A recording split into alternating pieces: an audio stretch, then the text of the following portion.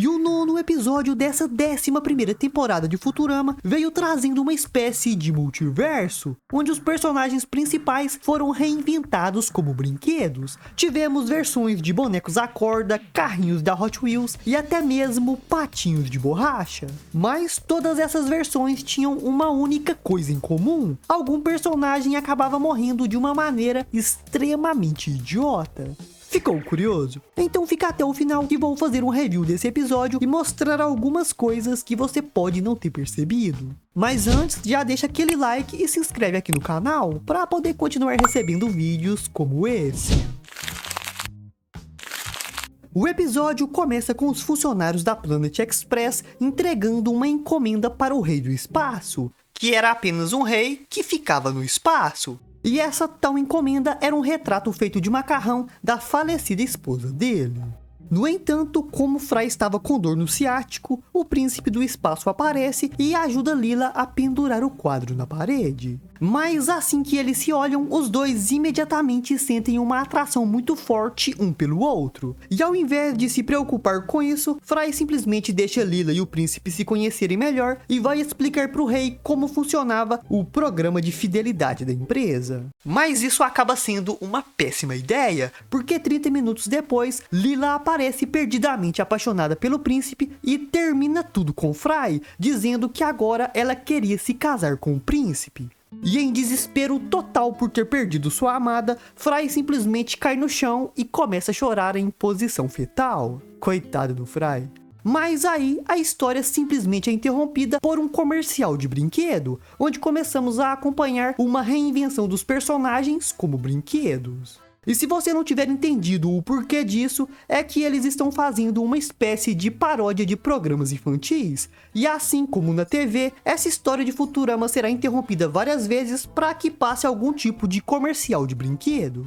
E isso não é novidade nenhuma, porque nas 3 temporadas antes dessa, Futurama já tinha feito algo bastante parecido. Teve uma vez que eles reinventaram os personagens como personagens de outros desenhos, outra vez que eles reinventaram os personagens como animais, e teve até mesmo uma vez que eles reinventaram os personagens com estilos de animação diferente. Mas parece que agora chegou a vez dos personagens de Futurama virarem brinquedos. E essa loucura toda do Fry e do Príncipe do Espaço é apenas uma história de fundo sem importância nenhuma, que serve apenas como desculpa para ter todas essas propagandas de brinquedos. Mas, de volta ao episódio, passamos a acompanhar um comercial de um brinquedo chamado Windows, que era basicamente bonecos à corda. Você roda aquela chavinha atrás deles e eles andam. E assim, entramos em um universo onde todos eram Windows, mas o Fry estava passando muito mal, e por isso ele resolve se consultar com o Dr. Zoidberg, que depois de um rápido exame, diz que Fry estava prestes a morrer, porque aquela chavinha atrás dele que o fazia andar e lhe dava vida estava quase parando. Normalmente, Zoidberg costuma errar em seus diagnósticos, mas isso só quando seus pacientes são humanos. Mas nesse caso, Fry era um brinquedo, então, infelizmente, o Zoidberg estava totalmente certo. O professor até explica que isso tudo era uma terrível consequência do Fry ter ficado congelado por 1000 anos, porque o congelamento de um Windows apenas diminui a movimentação das molas, ou seja, durante esses 1000 anos, Fry se mexia de maneira extremamente lenta, o que causou desgastes nas suas peças, e como consequência diminuiu significativamente sua vida. Fry então se conforma com sua morte, acreditando que tinha vivido uma boa vida. Mas o Bender não conseguia aceitar que perderia seu melhor amigo desse jeito, e por isso, desesperado, ele pega Fry e vai até o templo de robotologia, onde tenta conseguir a ajuda da religião para curá-lo. O pastor então explica que a morte não era o fim, porque depois que eles morriam, abriam suas asas e voavam pelos céus para sempre como anjos. Só de ouvir isso, o Bender já fica mais calmo, mas aí o pastor doidão simplesmente vira pro Bender e comenta que o céu não existia igual ao inferno, e que era tudo uma metáfora de como a alma continuava viva no coração daqueles que nos amavam. Então, mais desesperado ainda pelo pastor não ter ajudado em nada, Bender acaba ouvindo uma história sobre um guru no topo de uma montanha, e por isso ele resolve levar Fry até lá em busca de alguma cura. Porém, a jornada acaba sendo muito longa e as engrenagens de Fry começam a falhar no meio do caminho. Mas, não conseguindo aceitar a morte de seu amigo, Bender se esforça ao máximo para dar corda nele novamente. E como consequência disso, Fry volta à vida. Mas as próprias engrenagens do Bender acabam parando, e ele cai da montanha direto em um vulcão, morrendo de vez. Muito confuso com o fato de seu amigo ter se sacrificado para revivê-lo, Fry resolve ir até o guru no topo da montanha para saber se a morte realmente era o fim. Mas a guru explica que o espírito era eterno e reencarnava em outros corpos, crescendo e aprendendo no caminho. E com isso vemos que o metal derretido de Bender acaba caindo em uma espécie de forma gigante e vira um avião. E assim como o pastor tinha falado, o Bender abre suas asas e começa a voar pelos céus. Mas como ele era apenas 40% aerodinâmico, acaba batendo no pico de uma montanha e morrendo de novo. Com isso, o comercial termina, porque isso tudo era um comercial, e voltamos novamente pro Fry chorando. Mas o rei do espaço se recusa a deixar que seu filho se casasse com uma mulher qualquer, e isso faz o Fry se sentir aliviado. Porém, quando ele percebe que Lily estava triste, ele se sente mal e faz algo extremamente idiota. Fry simplesmente provoca o rei, transformando em sopa o quadro da esposa dele, que era feito de macarrão. E extremamente furioso, o rei desafia Fry para um duelo. Se o Fry ganhasse, a Lila ganharia o direito de se casar com o príncipe, mas se o rei ganhasse, o Fry seria decapitado. Então começa outro comercial de brinquedo, dessa vez o de Round Wheels, que era o único brinquedo no futuro que vinha com rodas. Afinal de contas, no futuro os carros voam. Mas isso é basicamente uma grande paródia de Hot Wheels. E assim entramos em um universo onde todos eram carrinhos de brinquedo e se moviam usando grandes pistas laranjas. O professor Carrinho então explica que eles tinham uma missão lá em Saturno e que somente 6 deles podiam participar, porque cabiam apenas 6 na nave deles, que agora era uma espécie de caminhão cegonha. E como de costume, eles largam o Zoidberg para trás, porque ninguém gostava dele. E assim, usando uma pista, eles saem do planeta e vão cumprir sua missão em Saturno. E depois aproveitam a oportunidade para correr um pouco por lá. Tudo isso ao som de uma música contagiante que incentivava a compra de Round Wheels. Afinal de contas, isso é um comercial. Muito triste, o Zoidberg Carrinho observava toda essa cena de longe, sem entender por que ninguém gostava dele. E quando ele questiona os outros personagens sobre isso, o Hermes simplesmente responde que era porque Zoidberg era deprimido e não os deixava assistir TV. E com isso, vemos que os personagens estavam assistindo ao noticiário local, que estava falando sobre alguns assassinatos que envolviam um certo vídeo misterioso da internet. Porque todos que viam esse vídeo recebiam uma ligação misteriosa e morriam tragicamente em poucas horas. Basicamente uma grande paródia de O Chamado. Mas os grandes gênios do noticiário colocam esse vídeo amaldiçoado no ar para que todos pudessem ver. Com isso, Amy imediatamente recebe um telefonema e quando ela atende, acaba sendo hipnotizada e instruída a ir até uma fábrica abandonada, onde ela termina sendo brutalmente assassinada. Mais tarde, Fry recebe o mesmo telefonema e junto com Lila, eles acabam sendo hipnotizados e sofrem o mesmo destino da Amy.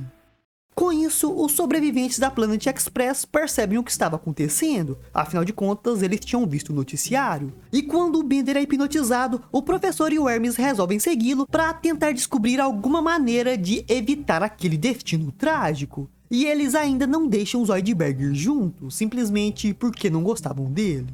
Os dois então começam a perseguir o Bender pela cidade, mas o professor não consegue fazer um dos loops da rua e acaba morrendo. Estamos falando de uma pista de carrinho, se não tiver loop, não tem graça.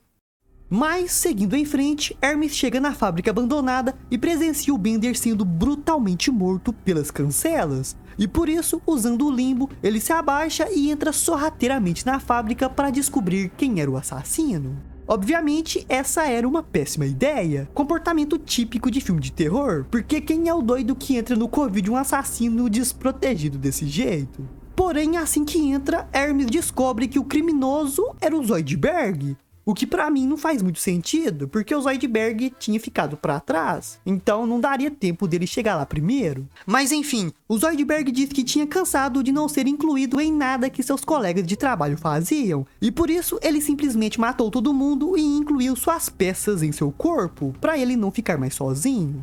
E o mais louco era que cada uma dessas peças roubadas tinha a consciência do personagem. Tinha o hack de teto do Fry, o para-choque da Amy, o spoiler da Lila, que é essa parte roxa aí, o tanque de gasolina do professor e o escapamento do Bender. E agora só faltava uma das peças de Hermes para todos ficarem juntos para sempre. E por isso o Zoidberg simplesmente o mata e pega seu capô. Porém, sem querer, Zoidberg simplesmente tira o seu rosto, que era o que controlava o carro. E assim, o Hermes assume o controle daquele corpo e mata de vez o pobre do Zoidberg. E depois de um pequeno acidentezinho, esse Frankenstein em forma de carro resolve ir correr lá na pista de Saturno, ao som daquela musiquinha contagiante que mandava as pessoas comprarem Round Wheels. Porque lembra, isso tudo é um grande comercial. E assim a propaganda chega ao fim, e vemos o Fry se preparando para lutar contra o Rei do Espaço, que seria uma luta montando esses bichos feios aí, que se chamam Lamassus, que são antigas divindades da Mesopotâmia. No entanto, Lila aparece dizendo que lutaria no lugar de Fry, porque ele lutava muito mal e ela queria ganhar para se casar com o príncipe. E assim aquele duelo maluco montando divindades começa, e a Lila facilmente mata o seu oponente. No entanto, o rei tinha feito uma jogada de mestre, ele simplesmente colocou seu filho para lutar em seu lugar, e assim a Lila terminou matando seu amado príncipe. Aí começa um outro comercial, dessa vez de patinhos de borracha. E assim entramos em um universo onde só tinha água para todo lado, e todos eram patos feitos de borracha. Quer dizer, pelo menos o professor, o Fry, a Amy e o Zoidberg eram. Eles então começam a discutir se a água do mundo era infinita. E por isso, muito curioso para saber a resposta dessa pergunta, o professor resolve fazer uma expedição científica para ver se achava alguma coisa no mundo além de água. E assim, usando a nave, que agora era um barco, eles começam a explorar o mundo. E eles acabam encontrando uma coisa que nunca tinham visto antes em sua vida: terra. E lá eles encontram algumas criaturinhas ovais. Aparentemente, esse era o primeiro contato entre essas duas espécies, e por isso, depois de uma briga básica, os ovos acabam convidando os patos para comerem turducken, que já tinha aparecido naquele episódio de Natal, que era basicamente um peru recheado por uma galinha recheado por um pato. Pato esse que acabou sendo o Zoidberg. É, todo mundo comeu o Zoidberg. Assim que se veem, Lila e Fry se apaixonam à primeira vista e até acabam se beijando, o que revolta muito o professor, porque namoro entre espécies era totalmente proibido em sua cultura. E o Bender Oval, que era o líder daquele grupo, também não gostava nem um pouco dessa ideia. E por isso, para que Fry e Lila não ficassem juntos, eles simplesmente começam uma guerra, ou como o Bender chamava, luta pela paz. E assim uma batalha brutal começa, e só termina quando todos das duas espécies tinham morrido. E assim, em seu leito de morte, Lila e Fry acabam se reencontrando e morrem fazendo juras de amor. Mas em seguida, eles simplesmente renascem.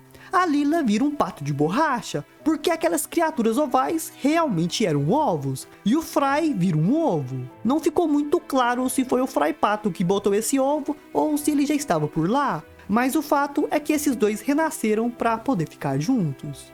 Bonito, né? Não, na verdade isso tudo é só para vender brinquedo, os ovoides, que também estão à venda junto com os patinhos de borracha. E assim o comercial termina, e voltamos pro Fry tentando consolar a Lila depois que ela matou o seu amado príncipe. Mas Lila simplesmente diz que nunca esteve apaixonada por ele. Na verdade, ela diz que estava enfeitiçada, mas não por um feitiço mágico, mas sim um feitiço científico. E tudo isso acontecia enquanto os dois estavam em uma versão Bender da nave do Planet Express. E assim, o episódio termina da mesma forma que começou, sem sentido nenhum, porque o importante aqui era vender brinquedos.